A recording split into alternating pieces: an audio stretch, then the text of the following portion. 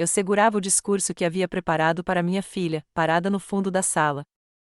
Nunca tive a oportunidade de lê-lo por causa dela. Com lustres de cristal, flores brancas descendo por cada arco e risos zumbindo sob as cordas clássicas, a sala era um espaço luminoso. Enquanto os noivos dançavam, todos se viravam, radiantes e radiantes. Sem que ninguém percebesse, porém, eu permanecia no fundo com um pedaço de papel dobrado firmemente na palma da mão. Meu discurso, que passei a noite inteira aprimorando, estava repleto de orgulho, amor e lembranças. Cada palavra foi escolhida com cuidado. Imaginei os olhos de Jenna brilhando como costumavam brilhar quando ela era mais jovem enquanto eu lia em voz alta, minha voz trêmula de alegria. No entanto, esse momento nunca chegou. Apenas notei o programa final em uma mesa na entrada, eu não havia sido informado pessoalmente. Não havia sinal do meu nome. Mesmo assim, me contive para não chorar. Como de costume, sentei-me perto do fundo e sorri gentil, cortês e imperceptivelmente. Quando todos aplaudiram, eu também aplaudi. Provei um pouco de champanhe. Não tinha vontade. Quando senti vontade de chorar, ri. Ninguém percebeu que eu estava gradualmente desaparecendo da história da noiva, mesmo sendo sua mãe. O silêncio não parou por aí. O telefone tocou mais tarde naquela noite, quando as luzes se apagaram e a música parou. Meu novo genro, Grayson, estava lá, chorando. Conte-nos de onde você está assistindo na seção de comentários antes de começarmos. Para mais histórias impactantes, lembre-se de curtir, compartilhar e se inscrever. Minha vida parecia completa antes dos preparativos do casamento, do telefonema e da longa espera até que me entregassem um programa sem meu nome. Por 28 anos, ser mãe da Jenna foi o meu mundo. Meu nome é Lohane Voice. Aos 33 anos, fiquei viúva após a morte do meu marido, Derek, vítima de câncer. No interior do estado de Nova York, tínhamos comprado recentemente uma pequena casa branca. Era nossa, apesar das janelas com correntes de ar e do piso irregular. Comecei a dar aulas particulares nos fins de semana e a fazer turnos extras na escola primária depois que meu pai faleceu. Não havia nada que eu pudesse fazer. Jenna precisava de aparelho ortodôntico, dinheiro para o almoço e sapatos novos. Ela não sabia que eu ocasionalmente comia pão no jantar para que ela pudesse participar de todas as excursões. Para ser completamente honesto, eu não queria que ela participasse. Esse é o sacrifício silencioso e invisível que é o amor. Não perdi nenhum dos seus eventos significativos. Presenciei a perda do primeiro dente, a primeira decepção amorosa aos 16 anos e a aceitação na faculdade que escolhera para a faculdade.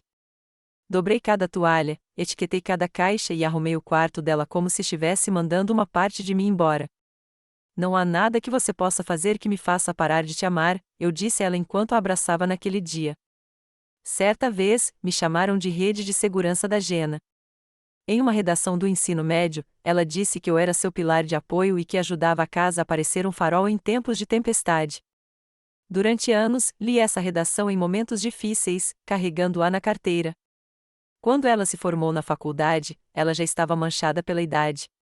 Ela se mudou para a cidade para uma carreira de marketing acelerada, lucrativa e proeminente depois de se formar.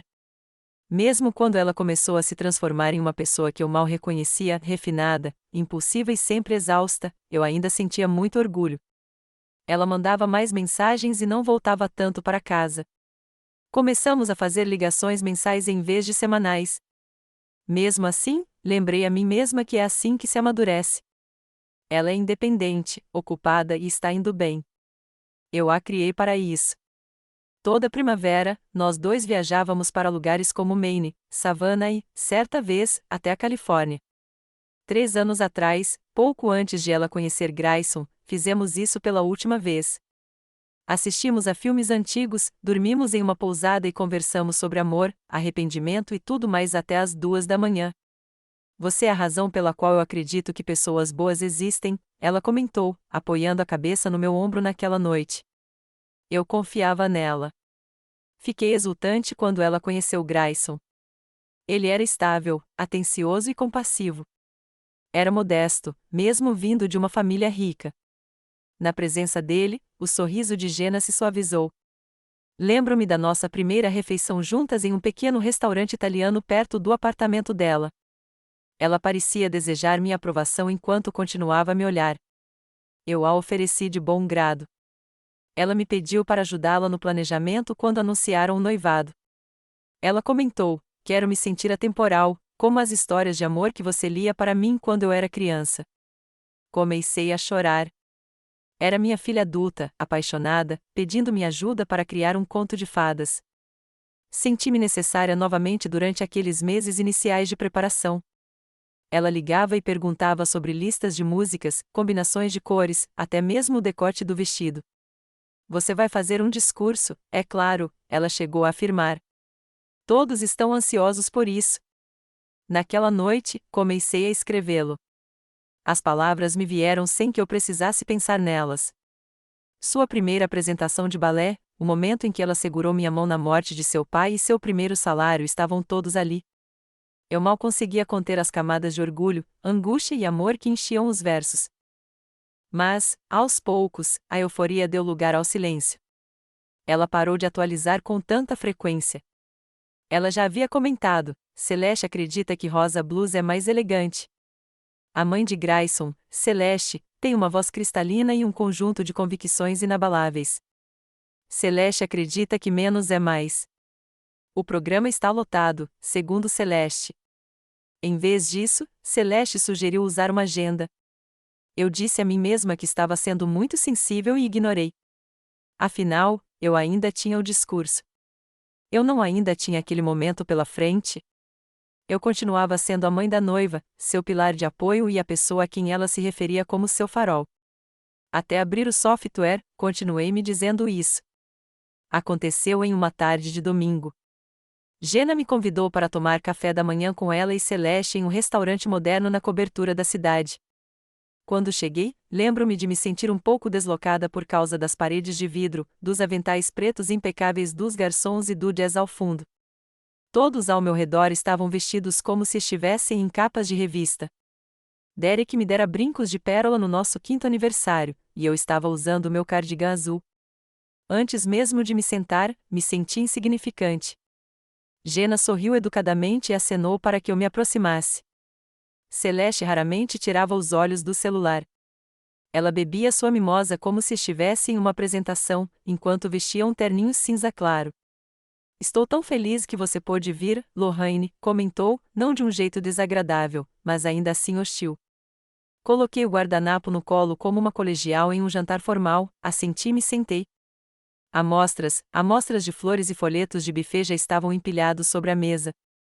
Peguei um pedaço de tecido rosa suave, que Jenna teria adorado quando criança. Que deslumbrante, comentei. Lembra daquela roupa de balé que você usava na 5ª série? Me lembra daquela. Aquela com laço de cetim? Celeste interrompeu com uma risada aguda. Tons de flores estão fora de moda. Estamos gravitando em direção ao marfim e ao cinza claro, elegantes e discretos. Jenna riu.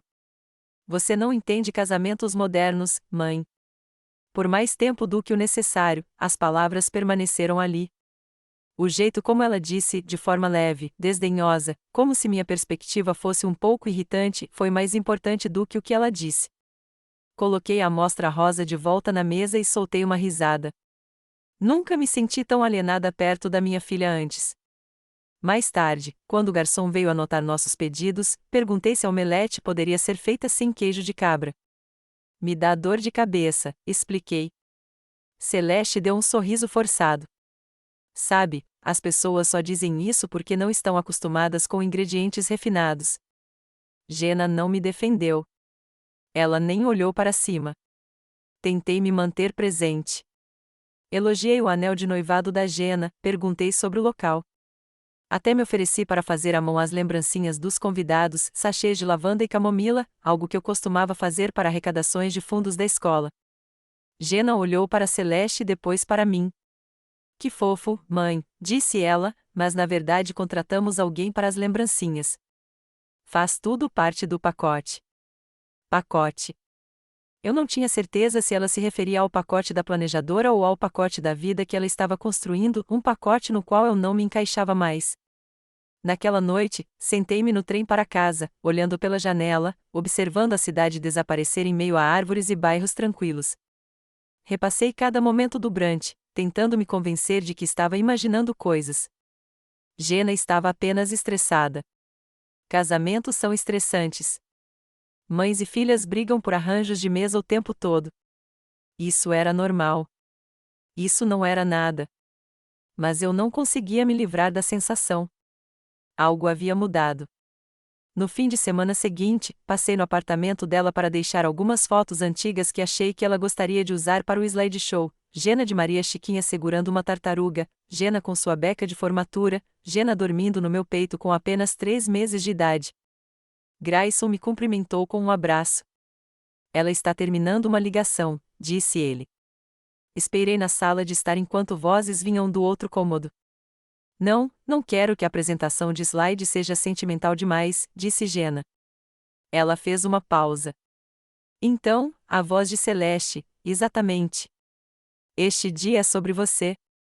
Não deixe que ela o sequestre. Grayson olhou para mim com os olhos arregalados. Sorri para ele, entreguei-lhe o envelope com as fotos e disse que tinha outro lugar para ir. Ele tentou protestar, mas eu já estava na porta. Enquanto caminhava pelo corredor, percebi que o sinal de alerta não era apenas um momento. Era uma mudança no vento, sutil, mas certa. Uma nova versão da minha filha estava tomando forma, e eu não a reconhecia. Pior, eu não tinha certeza se ela ainda me reconhecia. Mesmo assim, me agarrei à esperança. Ela estava apenas sob pressão, presa nas expectativas de outra pessoa. Ela encontraria o caminho de volta. Era o que eu dizia a mim mesma, porque não estava pronta para encarar a verdade de que ela já tinha ido embora. Não houve um único momento explosivo em que Jenna me empurrou para longe, nenhuma discussão aos gritos, nenhuma porta batendo dramaticamente, apenas um desfazer silencioso, fio por fio, momento a momento, até que eu não conseguisse mais reconhecer o relacionamento que tínhamos. O planejamento do casamento continuou, mas eu não fazia mais parte dele. Eu ainda recebia atualizações ocasionais, mas pareciam mais comunicados à imprensa do que conversas, mensagens curtas com emojis. Degustação de bolo hoje, ficou tão bom, ou a prova de vestido na próxima semana. Mal posso esperar. Nunca houve um quer vir, ou o que você acha disso? Não mais. Tentei apoiá-la. Deixei mensagens de voz dizendo o quanto estava orgulhosa. Comentei em cada postagem do Instagram com carinho e palavras gentis, e mesmo assim, me senti como uma convidada na vida dela, não como sua mãe. Certa noite, me ofereci para organizar um pequeno jantar pré-casamento em minha casa para as amigas de infância da Jenna, meninas que eu conhecia desde os 6 anos de idade. Achei que seria uma maneira doce e nostálgica de lembrá-la de onde ela veio. Jenna hesitou. Que fofo, mãe, mas acho que vamos fazer uma degustação de vinhos com a turma do Grayson naquele fim de semana. Não quero sobrecarregar a agenda. Engoli minha decepção. Claro, entendo perfeitamente. Mas mais tarde naquela noite, olhei para a caçarola que eu tinha tirado do armário, aquela que Jenna costumava chamar de a forma de comemoração, e me senti tola. Coloquei-a de volta na prateleira sem desembrulhar o plástico bolha. Até Grayson começou a notar. Ele ligava de vez em quando, sempre com uma leve culpa na voz. Oi, Lorraine, só queria ver como você está com todas as coisas do casamento. Eu percebia que ele tinha boas intenções, mas também significava que ele conseguia ver as rachaduras se formando, e isso as tornava reais. Certa tarde, passei no apartamento da Jenna com uma foto emoldurada que encontrei do pai dela segurando-a no colo quando bebê. Achei que ela talvez quisesse exibi-la no casamento para homenagear o homem que a amou com todas as suas forças. Ela abriu a porta com um sorriso que não alcançava seus olhos. Que fofo, mãe, de verdade. Mas estamos tentando manter tudo bem elegante e moderno. Nada de fotos antigas. Simplesmente não é o estilo que buscamos. Sem fotos antigas, sem história, sem pai, sem mim, pensei. Fiquei ali parada no corredor, com o porta-retratos pesado nas mãos. Talvez só na mesa de boas-vindas, eu disse. Nem precisa mencioná-lo, só para que ele esteja lá de alguma forma. O tom de Jenna não mudou. Não quero começar essa coisa toda com a Celeste. Ela já acha que somos sentimentais demais. Por favor, confie em mim. Eu confiava nela. Eu confiava que ela tinha mudado. Mais tarde, enquanto caminhava de volta para o carro, percebi que não tinha sido convidada para o chá de panela. Eu tinha visto fotos online, um evento perfeitamente organizado em algum jardim na cobertura, todos com roupas creme combinando, bebendo champanhe com canudos dourados. Celeste estava lá, as amigas dela estavam lá, eu não. Ninguém disse nada, nenhuma explicação, nenhum pedido de desculpas. Era como se tivessem esquecido que eu existia. Tentei me convencer de que não importava. Disse a mim mesma que estava sendo dramática. Mas uma manhã, eu estava na cozinha fazendo chá e percebi que não falava com Jenna havia 2 semanas inteiras. Isso nunca tinha acontecido antes. Quando finalmente liguei para ela, ela atendeu com um tom apressado. Ei, mãe, posso te ligar mais tarde? Vamos nos encontrar com a planejadora e os pais do Grayson. Assenti, mesmo que ela não pudesse me ver. Claro, só para saber como você estava. Ela não retornou a ligação. Comecei a questionar tudo. Será que eu estava sendo muito carente? Será que eu a estava envergonhando? Será que eu cometi algum erro que eu não sabia? Mas cada vez que eu fazia essas perguntas, outra lembrança da nossa proximidade vinha à tona. Todas as conversas na hora de dormir, as viagens de carro, as surpresas de aniversário. Eu tinha sido uma boa mãe, não perfeita, mas boa. Não se tratava de eu não ser suficiente. Tratava-se de ela escolher a visão de outra pessoa em vez do seu próprio passado, e eu fazia parte desse passado. Um dia, encontrei o rascunho do discurso na minha mesa de cabeceira e o li em voz alta. Nem cheguei à metade e comecei a chorar. Não foram as palavras que doeram, foi o lembrete de que eu acreditava que tinha importância na história dela. Eu havia imaginado minha voz ecoando naquele salão de casamento, enchendo-o de amor, lembranças e orgulho. Em vez disso, eu estava me tornando um ruído de fundo silencioso, uma página sendo virada, um capítulo encerrado. Era a noite anterior ao casamento. O jantar de ensaio foi realizado em um vinhedo de luxo nos arredores da cidade. Tudo brilhava com elegância, cordões de luzes entrelaçados por vigas de carvalho, velas tremulando contra copos, garçons deslizando entre os convidados com bandejas de canapés pequenos. Deveria ter sido uma noite repleta de alegria, aconchego e a magia silenciosa que vem de ver sua filha à beira de um novo capítulo. Em vez disso, tornou-se o momento em que percebi, sem sombra de dúvida, que eu não fazia mais parte da história dela. Cheguei cedo, como sempre. Usei um vestido verde claro que Jenna elogiou uma vez, o mesmo que usei na formatura dela. Meu cabelo estava preso no lugar, minhas mãos um pouco trêmulas enquanto segurava o presente que havia trazido, um medalhão simples com uma foto de Derek e a bebê Jenna dentro. Eu tinha planejado dar a ela naquela noite, uma forma de seu pai estar com ela no grande dia. Eu até adicionei um pequeno bilhete, por algo antigo. Ele teria ficado tão orgulhoso. À medida que os convidados chegavam, fiquei de lado, observando-a deslizar de mesa em um vestido de seda branca que brilhava sob as luzes. Ela estava linda, radiante, mas diferente. Seus movimentos eram ensaiados. Sua risada era um pouco alta demais. Ela parecia mais uma anfitriã do que uma filha. Quando ela finalmente veio até mim, abri os braços e ela me deu um abraço rápido, mais por obrigação do que por carinho. Você está linda, eu disse. Obrigada, ela respondeu, com os olhos já percorrendo o ambiente. Acho que a iluminação ficou perfeita. Estendi o medalhão, cuidadosamente embrulhado em uma caixa prateada. Só uma coisinha, eu disse. Pensei que você poderia usar amanhã. É seu pai, e você se lembra daquela foto do quintal? Ela piscou e deu um leve sorriso. Ah, mãe, que fofo. Mas eu já escolhi meus acessórios. A Celeste me deu um pingente de diamante que combina com os brincos.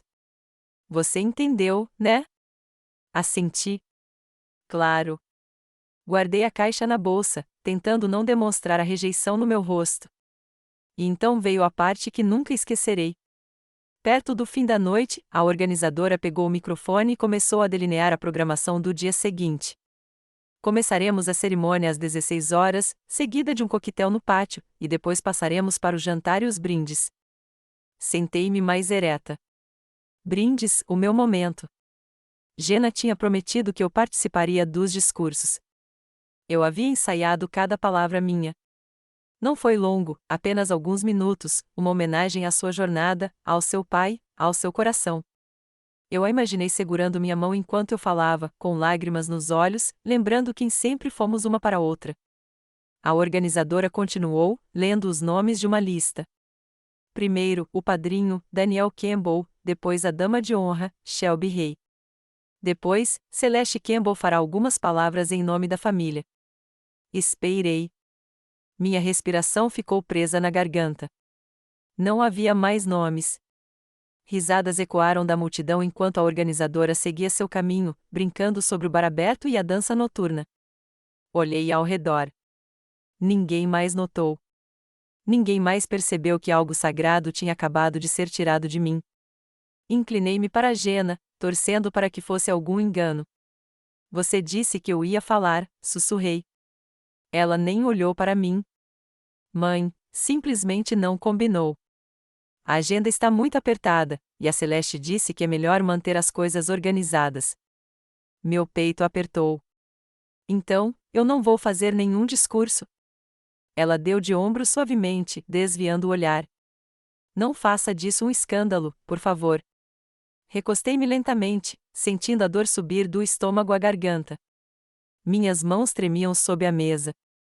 Mal consegui ouvir o resto da noite.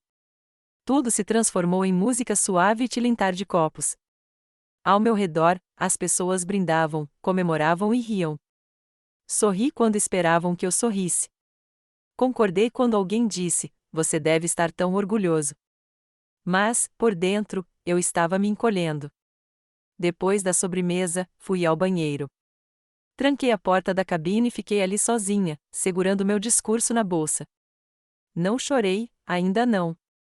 Apenas encarei meus joelhos e respirei baixinho. Eu não estava com raiva. Eu estava apagada. Amanhã, minha filha caminharia até o altar. Mas hoje à noite, ela já tinha se afastado de mim e ninguém percebeu.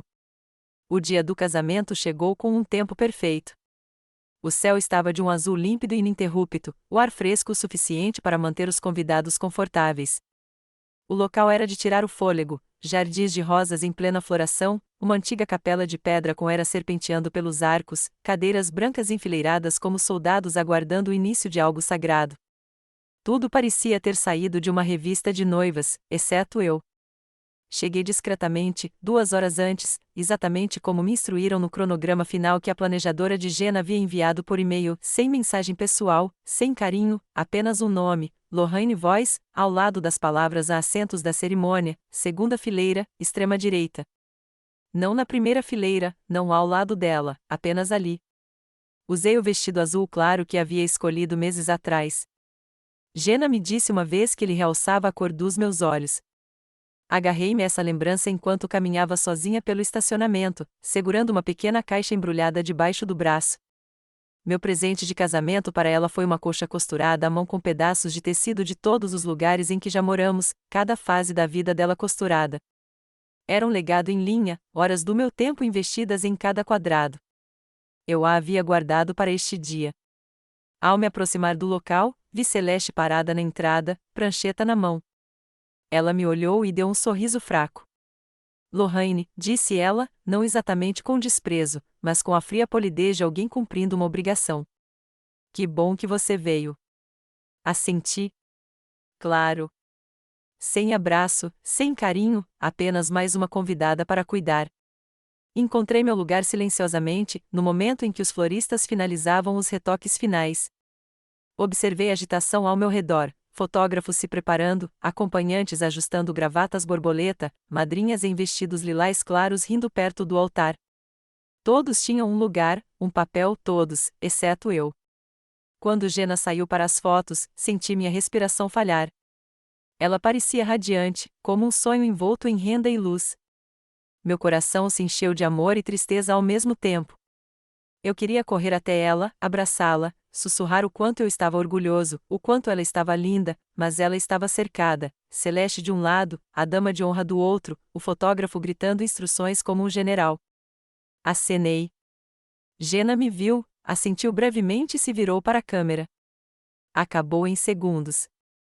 Quando a cerimônia começou, sentei-me conforme as instruções, segunda fileira, extrema direita. Observei a ausência de Derek ser preenchida com uma vela simbólica, acesa pelo pai de Celeste Grayson. Nenhuma menção ao meu falecido marido, nenhuma foto, nenhuma palavra, apenas uma vela, genérica e silenciosa. Segurei meu discurso no colo, mesmo sabendo que àquela altura nunca conseguiria lê-lo. Afinal, eu o havia memorizado. Sussurrei os versos na minha cabeça enquanto o celebrante falava, de joelhos ralados a cartas de bolsas de estudo, vi você crescer com admiração e gratidão. Você é, e sempre será, o maior capítulo da minha vida. As palavras ficaram presas na minha garganta. Pisquei com força para evitar que as lágrimas rolassem. Ninguém percebeu. Ninguém se virou para olhar. Eu estava invisível. Na recepção, fiquei até a primeira dança. Observei Jenna e Grayson rodopiando sob as luzes, seus sorrisos ensaiados, seus movimentos elegantes. Eles formavam um casal lindo, o tipo de casal que as pessoas invejam. Mas tudo o que eu conseguia ver era a menininha de Maria Chiquinha que costumava rastejar para minha cama depois de um pesadelo, a menina que costumava segurar minha mão em todas as reuniões da escola, a menina que um dia me disse que eu era o seu lar. E agora, ela estava construindo um novo lar sem mim. O DJ anunciou as danças dos pais. Jenna dançou com o pai de Grayson. Houve aplausos e risos. Alguém brindou com champanhe.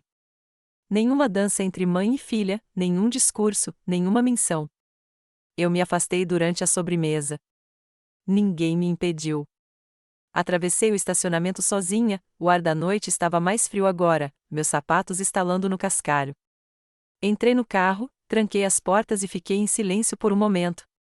Então, tirei a colcha de debaixo do braço e a coloquei no banco do passageiro. Cheirava a lavanda e algodão, a segurança, a casa. Dirigi para casa sem ligar o rádio.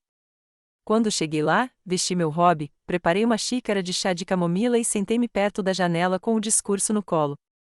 Não chorei, ainda não. Mas senti algo dentro de mim mudar, não raiva, não ressentimento, algo mais silencioso, mais pesado. Eu havia dado a ela tudo o que tinha, meu tempo, meu amor, minha história. E agora ela havia pegado tudo e construído uma vida na qual eu era simplesmente omitida. Na manhã seguinte, muito antes de as taças de champanhe serem lavadas e a pista de dança ser esvaziada, meu telefone tocou. Era Grayson, e ele estava chorando. O telefone tocou às 6h42. Eu já estava acordada, embora não tivesse dormido muito.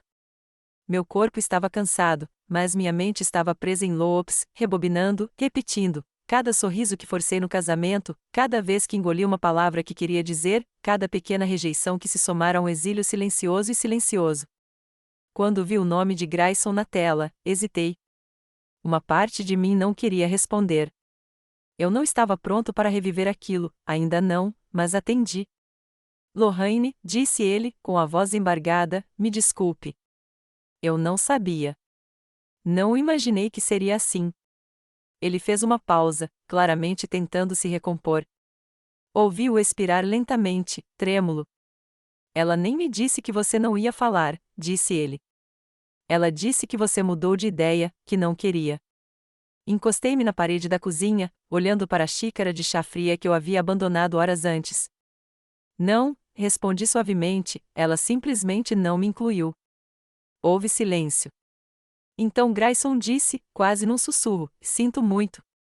Ele começou a dizer mais alguma coisa, mas eu disse que precisava de um tempo. Ele entendeu. Desligamos, e eu fiquei ali, imóvel como uma pedra, enquanto o sol começava a nascer pela janela da cozinha. Aquele dia foi o início do meu desmoronamento. Não chorei imediatamente. Em vez disso, segui a rotina. Preparei o café da manhã, embora não o tenha comido, dobrei a roupa, embora não me lembrasse de tê-la lavado. Sentei-me na sala com a TV ligada, volume baixo, sem assistir a nada. E então a ficha caiu.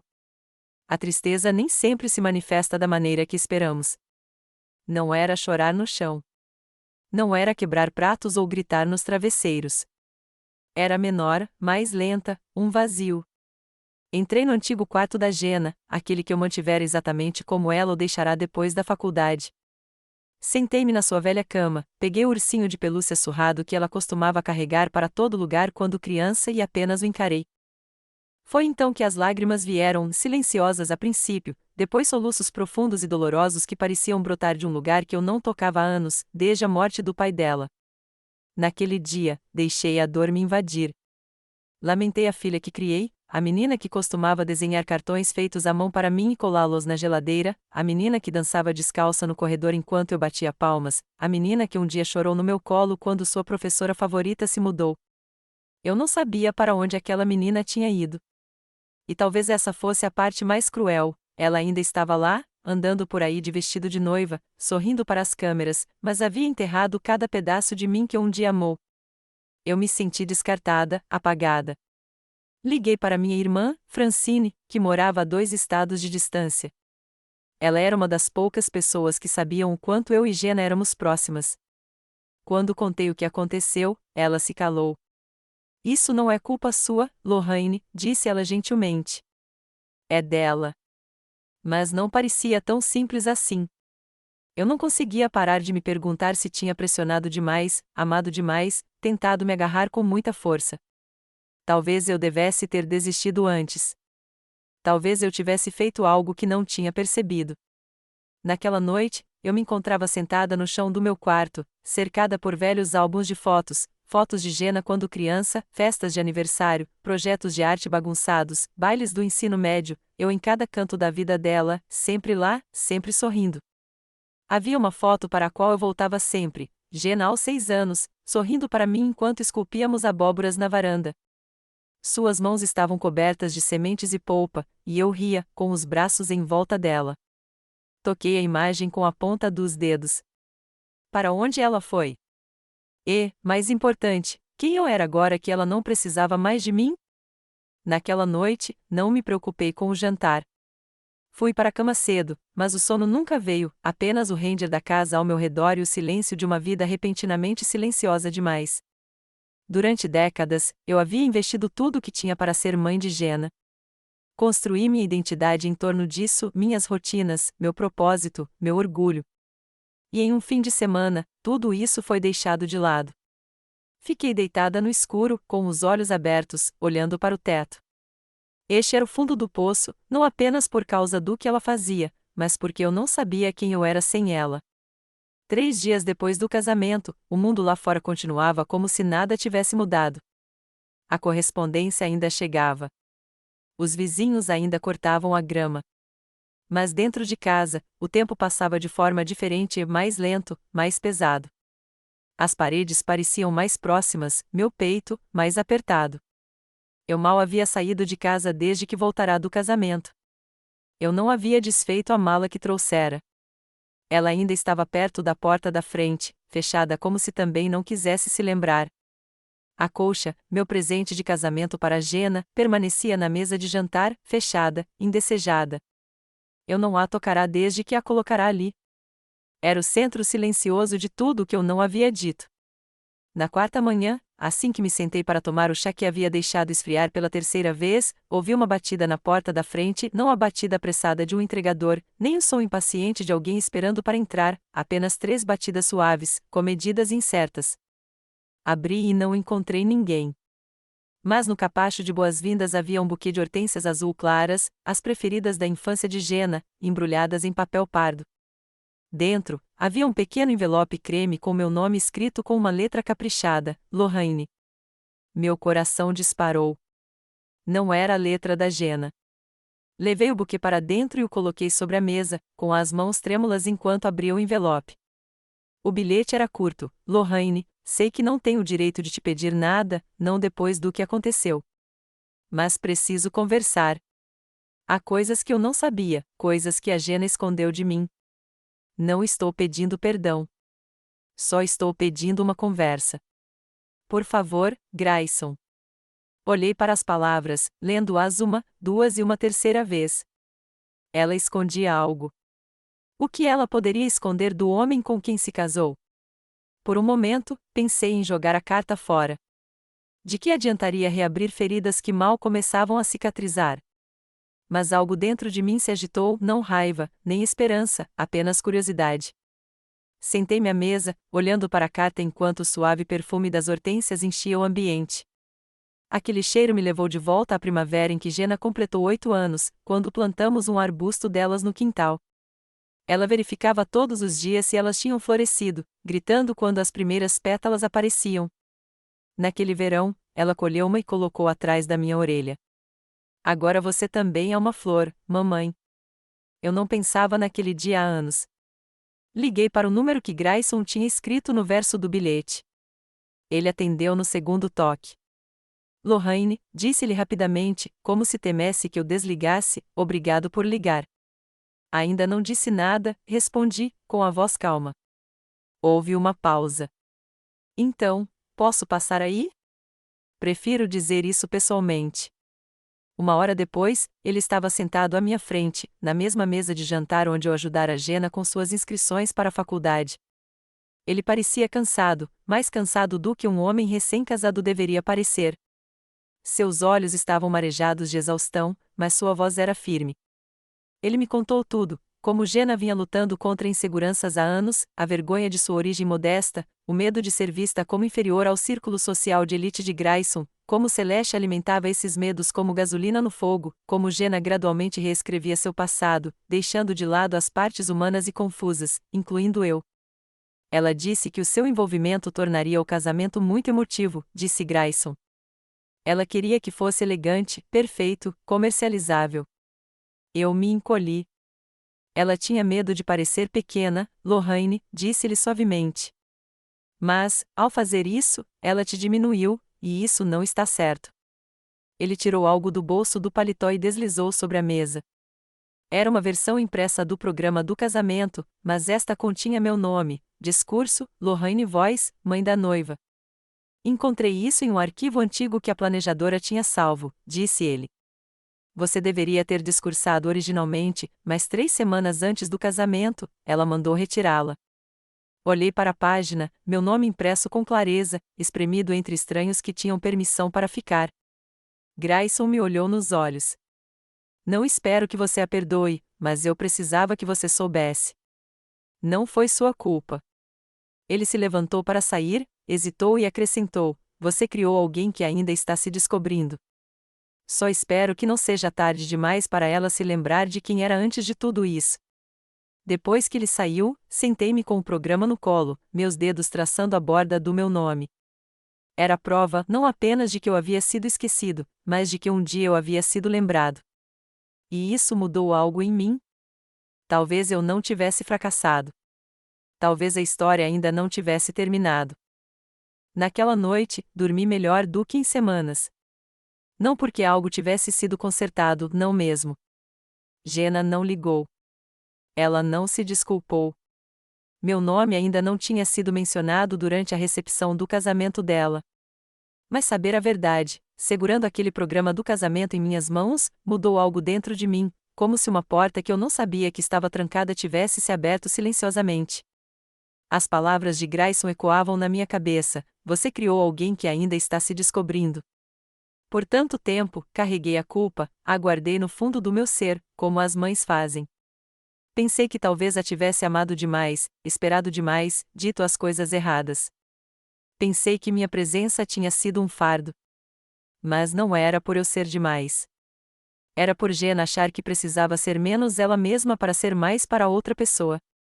A compreensão veio lentamente, como o nascer do sol, nada dramático, apenas uma luz constante invadindo os cantos da minha compreensão.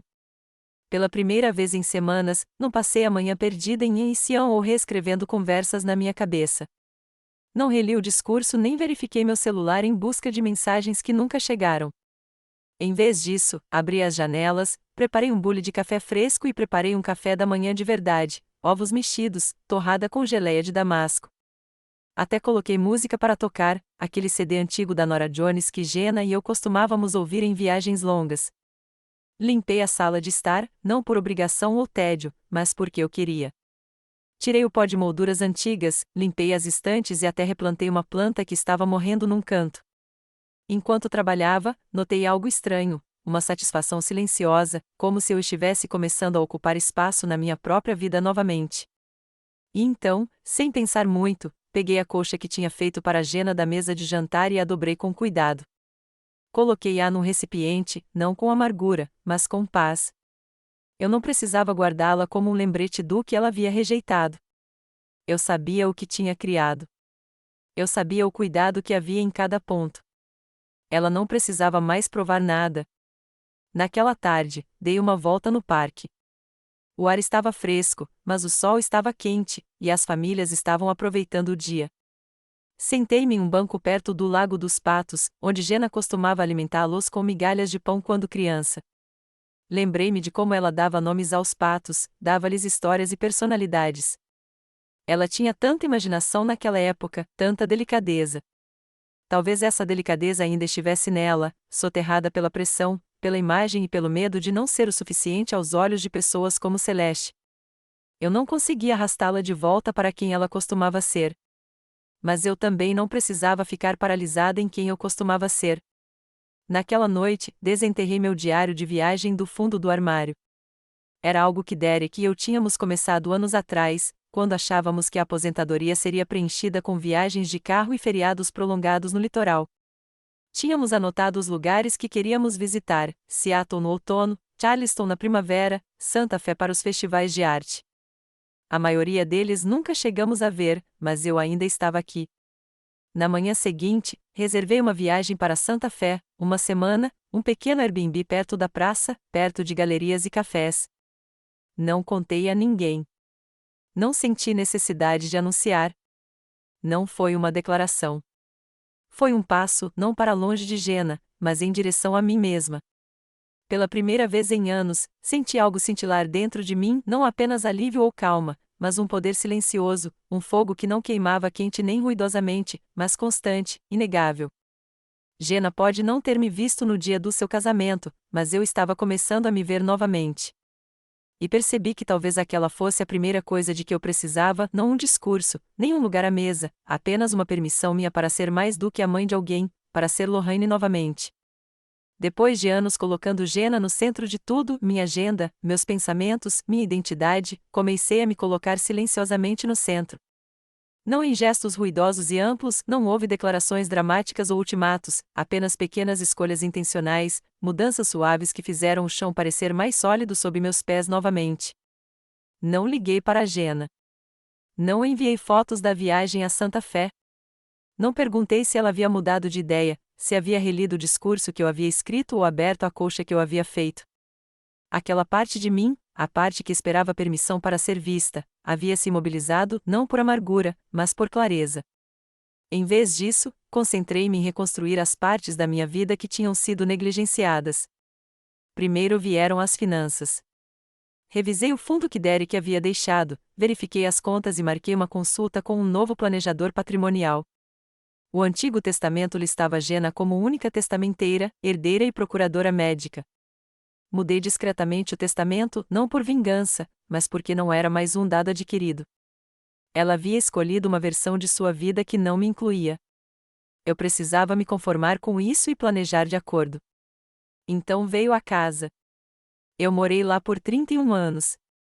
Cada corredor guardava lembranças, pegadas de bebê na tinta, marcações de altura nos batentes das portas, discussões adolescentes ecoando a portas fechadas. Mas comecei a ver a casa como ela era agora, um espaço preenchido com o que costumava ser. Comecei a organizar, não para pagar, mas para liberar. Separei armários, coloquei as coisas velhas da Jenna em caixas e doei o que pude: seu vestido de baile, ainda preservado em plástico, livros didáticos da faculdade, troféus, desenhos da infância. Guardei alguns, os cartões de aniversário feitos à mão que ela escreveu aos 9 anos, a entrada no diário em que ela me chamou de a mulher mais forte que conheço. Coloquei esses em uma pequena caixa de cedro e guardei no fundo do meu armário. Todo o resto, eu deixei ir. E, ao deixar ir, o espaço retornou, nos cômodos e em mim. Repintei as paredes da cozinha, finalmente substituindo o amarelo desbotado que Jenna escolhera na adolescência por um terracota aconchegante. Enchi o quarto de hóspedes com lençóis novos e flores frescas. Plantei lavanda e alecrim no jardim em vez das hortênsias. Elas precisavam de muito cuidado. Eu não queria mais cuidar delas. Eu queria florescer. Nos fins de semana, eu participava de um clube do livro local, algo que sempre quis fazer, mas nunca encontrava tempo. As mulheres de lá não me conheciam como a mãe da Jenna. Elas me conheciam como Lorraine, uma professora aposentada que adorava romances policiais e Charlotte ria alto demais nas partes erradas dos filmes. Era bom, até estranho, ser vista por mim mesma novamente. Também comecei a escrever novamente não discursos, nem cartas, apenas pequenas histórias, coisas que eu rabiscava nas margens de cadernos velhos ou digitava à tarde da noite, enquanto a casa estava silenciosa. Eu não tinha público, mas escrevia mesmo assim porque queria, porque podia. A situação silenciosa não era um plano de vingança. Não era uma estratégia para provocar o remorso de Jenna ou fazê-la se sentir culpada. Era algo completamente diferente, uma retomada, um retorno a si mesma. Eu ainda a amava. Claro que amava. Aquele amor não havia desaparecido. Simplesmente mudará de forma. Não precisava mais da aprovação ou do reconhecimento dela para sobreviver. Vivia em mim, como sempre, silencioso, forte, inegável. Houve momentos em que senti muita falta dela, momentos em que ouvia uma música que costumávamos cantar no carro ou via uma mãe e uma filha comprando vestidos de noiva e sentia uma dor familiar. Mas a dor não me controlava mais. E cada vez que eu começava a recair no hábito de esperar por sua ligação ou de reviver aquele momento no casamento, eu respirava fundo e voltava ao que havia construído, uma vida, a minha vida. Certa manhã, enquanto servia café na minha caneca favorita, aquela que diz a mulheres corajosas criam mulheres corajosas, percebi uma coisa. Talvez essa silenciosa retomada não fosse apenas uma questão de me encontrar. Talvez fosse também uma demonstração de algo mais para Jenna, não um apelo, não uma viagem de culpa, mas um exemplo, um modelo de como se afastar do que te destrói e construir algo mais forte em seu lugar, mesmo que ninguém perceba, mesmo que ninguém aplauda, mesmo que você faça tudo isso em silêncio. Começou sutilmente, como a maré récua diante da onda. Eu não esperava mudanças. Eu tinha parado de esperar por elas. Depois da transformação silenciosa dos meus dias, da retomada do meu espaço, eu finalmente havia me livrado da esperança de que Jenna me visse de forma diferente. Meu amor por ela permaneceu, mas não se apegava mais ao sonho de quem ela costumava ser ou de quem eu queria que ela se tornasse.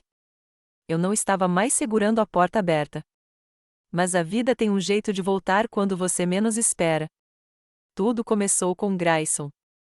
Ele ligava a cada poucas semanas, não apenas por obrigação, mas com genuína curiosidade, até mesmo carinho. Perguntou como eu estava, que livros eu estava lendo, para onde eu tinha viajado recentemente.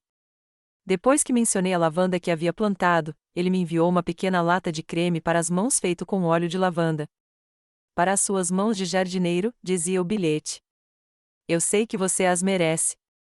Então, uma tarde, ele ligou e disse algo que eu não esperava. Acho que ela sente sua falta. Ela só não sabe admitir. Eu não disse nada. Ela fala de você quando acha que eu não estou ouvindo, ele continuou. Ela ainda não abre a caixa de colchas, mas a guarda no armário. Eu verifiquei.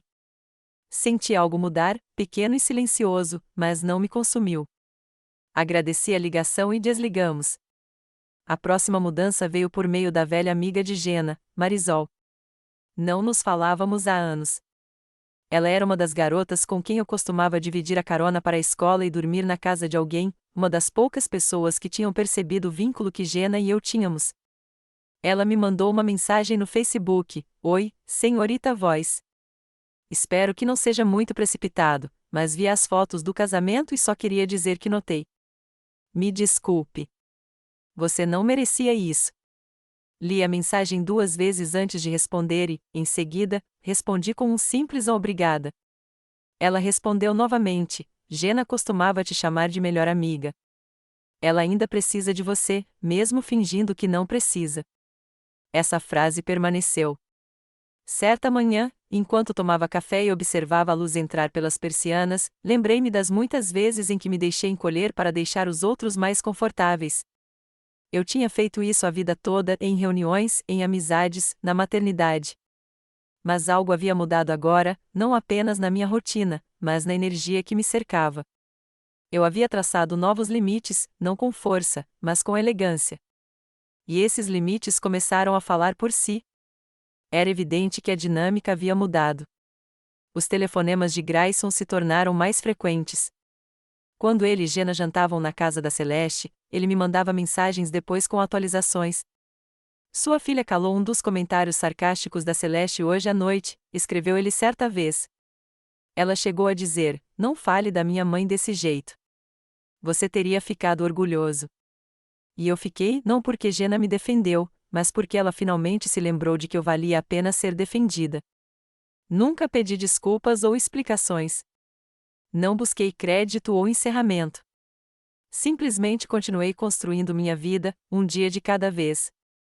E meu silêncio se tornou um tipo de poder não frio, não punitivo, apenas constante, um lembrete silencioso de quem eu era antes que alguém me fizesse duvidar. Esse poder se manifestou também de outras maneiras. No escritório do planejador patrimonial, quando me perguntaram quem eu queria listar como meu procurador médico, escolhi minha sobrinha, Clary, uma jovem atenciosa que sempre me tratou com carinho e respeito. Não escolhi Jenna por despeito. Escolhi alguém que tinha aparecido. Quando postei uma foto da minha viagem a Santa Fé nas redes sociais, incluí uma legenda que dizia simplesmente: "Eu costumava esperar para ser incluída. Agora eu vou." A legenda foi compartilhada por alguns amigos e comentada por vários outros. Nunca mencionei Jenna. Não precisava. Minha vida começou a se preencher não com barulho, mas com significado. E, à medida que eu vivia plenamente sem me apresentar para ninguém, a balança se inclinou silenciosamente. Jenna não tinha mais controle, nem sobre a minha felicidade, nem sobre a minha presença, nem sobre a história que conto a mim mesma sobre quem sou. Ela havia dado seu passo rumo à vida adulta, mas eu havia dado meu passo rumo à liberdade. E, lentamente, o mundo ao meu redor começou a refletir essa verdade. As pessoas me viam não como uma mãe esquecida ou uma convidada descartada em um casamento, mas como uma mulher que havia reconstruído sua dignidade, tijolo por tijolo, sem pedir permissão. A maré havia virado, e eu estava de pé quando isso aconteceu. Aconteceu quase 3 meses depois do casamento, numa manhã suave de primavera, daquelas em que o vento traz o perfume dos lilazes e a luz parece mais quente do que deveria. Eu estava no jardim, aparando a lavanda, quando ouvi o som de pneus no cascalho. A porta de um carro bateu, seguida por passos hesitantes no caminho da frente. Quando me virei, Jenna estava parada no portão. Parecia mais magra, cansada, como alguém que se esforçara demais por muito tempo. Seu cabelo estava preso para trás, solto, e seus saltos, impraticáveis para a trilha de terra. Mas seus olhos estavam mais suaves do que em meses, talvez anos. Eu não falei nada. Ela também não. Fiquei parado, com a tesoura na mão, o aroma de alecrim amassado no ar entre nós. Ela abriu o portão e caminhou lentamente em minha direção, parando a poucos metros de distância. Seus olhos se voltaram para o jardim, depois para a casa e, finalmente, encontraram os meus. "Eu não sabia como ligar", disse ela. Eu não disse nada. Não precisava. Ela estava aqui. Aquilo já era mais alto do que qualquer mensagem de voz. Ela respirou fundo, como se estivesse segurando a respiração há anos. "Eu errei", disse ela. "Não só o discurso, tudo." Ela fez uma pausa. "Deixei a Celeste me convencer de que você era muito emotiva, muito sentimental, que ter você envolvida me faria parecer fraca." Uma folha caiu entre nós.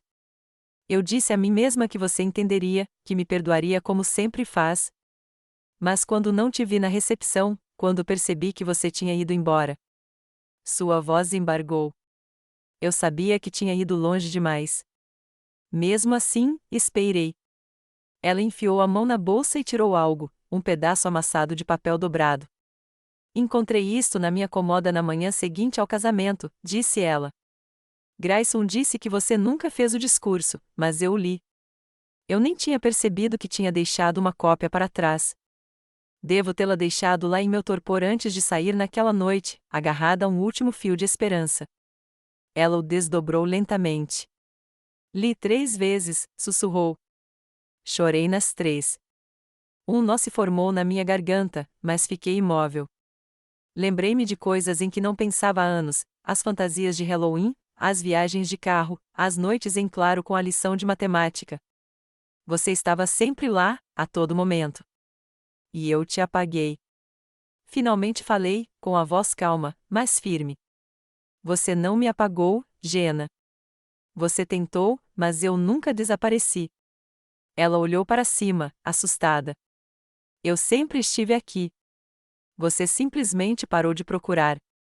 O silêncio se instalou entre nós, nem frio, nem raiva, apenas real. Eu não sabia como me recuperar, disse ela. Achei que, se ignorasse por tempo suficiente, aquilo passaria. Mas não passou. Assenti lentamente. Algumas coisas ficam, Jenna, quer as nomeemos ou não. Ela também assentiu. Você estava certa em ir embora. Eu não fui embora, corrigi. Eu fui andando para casa.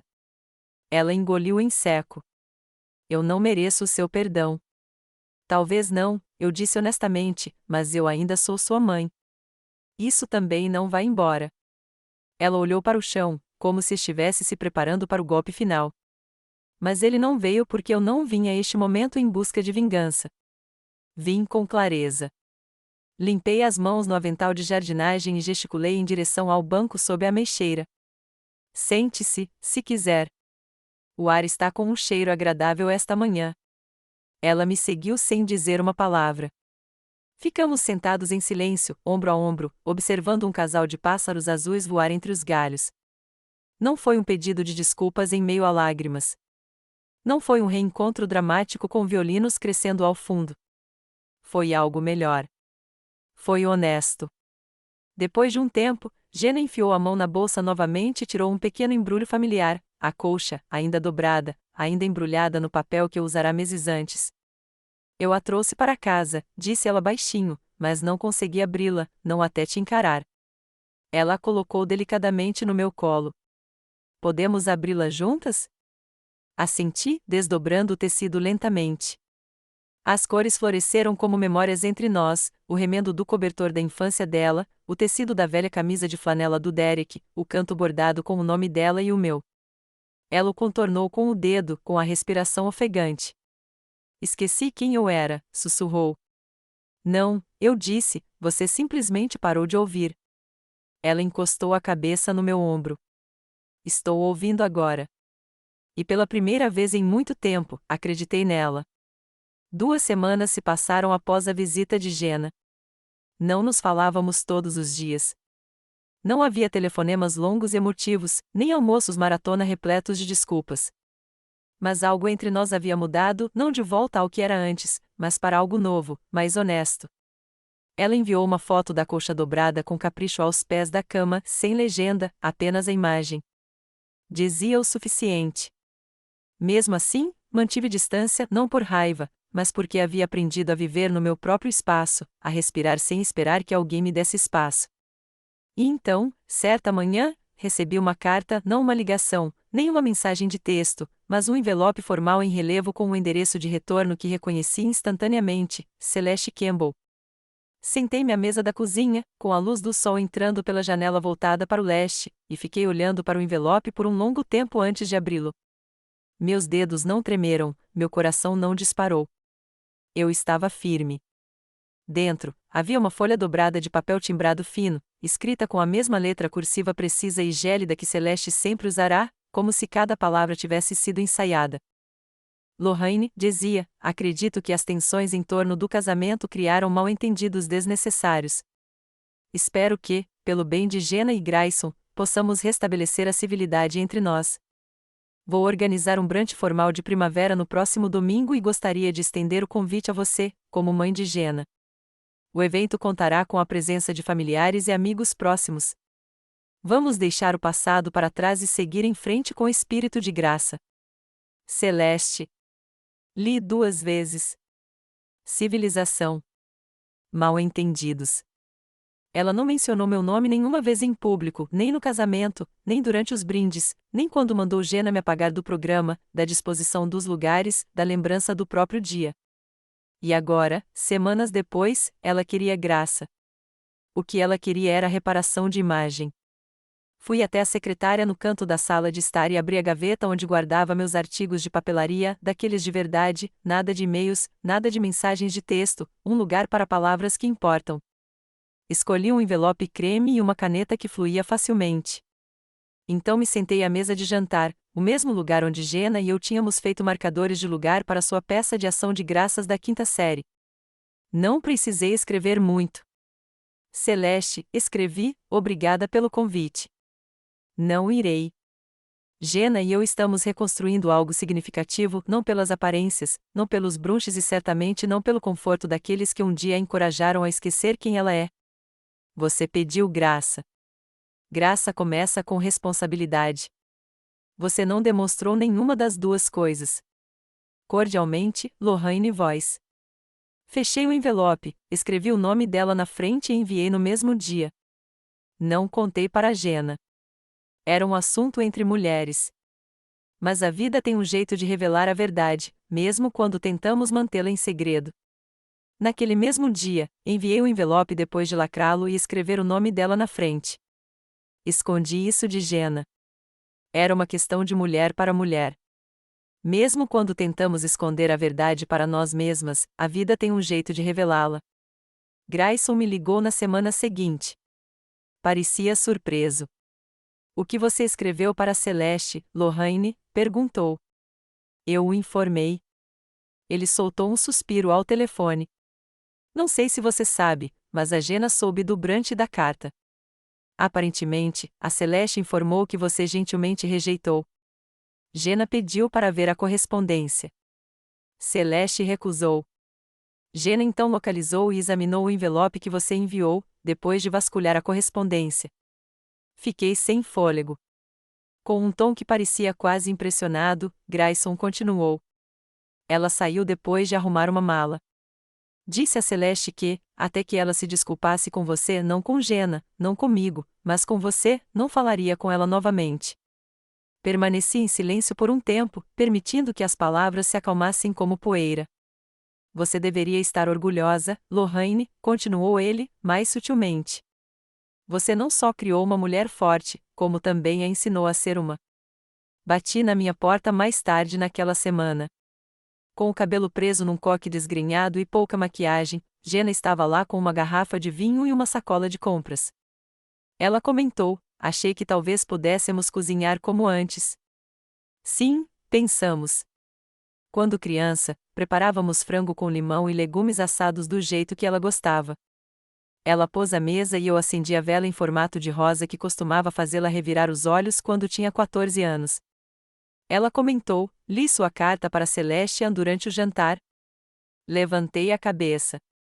Ser sua filha me deixa mais orgulhosa do que nunca. Sorri. Respondi, você recuperou sua capacidade de ouvir. É isso que importa. Jenna agarrou minha mão do outro lado da mesa. Isso não foi retaliação. Isso não foi retaliação. Isso foi justiça duradoura, mas não barulhenta. E, por último, a minha. Depois do jantar, Jenna começou a vir com mais frequência, não diariamente, nem de forma grandiosa, mas de forma discreta e regular. Ela me contatava para pedir minha receita de torta de frango, do jeito que você costumava fazer quando eu estava doente, ou aparecia nas tardes de sábado com pão fresquinho do mercado. Ela não fez nenhuma tentativa de desfazer o que havia acontecido. Fiquei realmente surpresa com isso. Ela não fingiu que o casamento não havia causado uma briga nem se desculpou demais. Em vez disso, enfrentou o mal com presença, esforço e disposição para suportar o sofrimento. Ela comentou, você acha que algum dia voltaremos a ser como antes, enquanto dobrávamos roupas juntas certa manhã, uma tarefa simples e tola?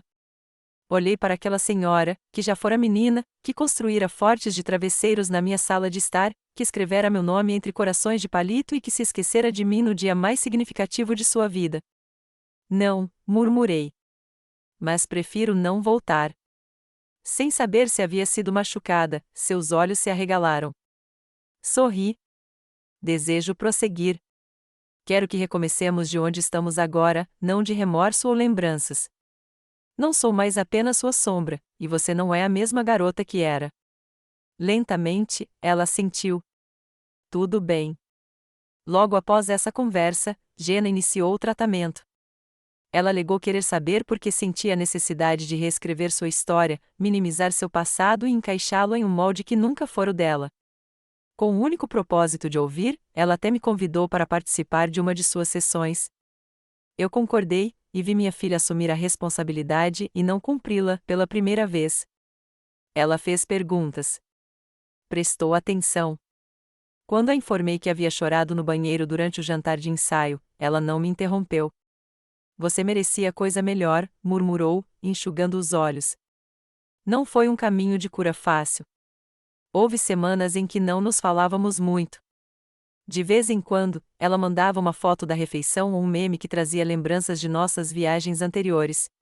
Outras vezes, ela me ligava chorando após uma discussão desafiadora com Celeste, que ainda não havia se desculpado.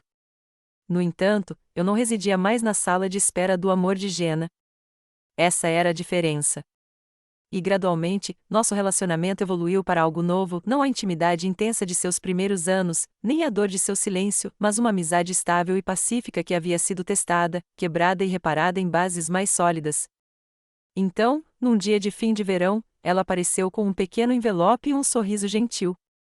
Dentro, havia uma imagem borrada de uma ultrassonografia em preto e branco.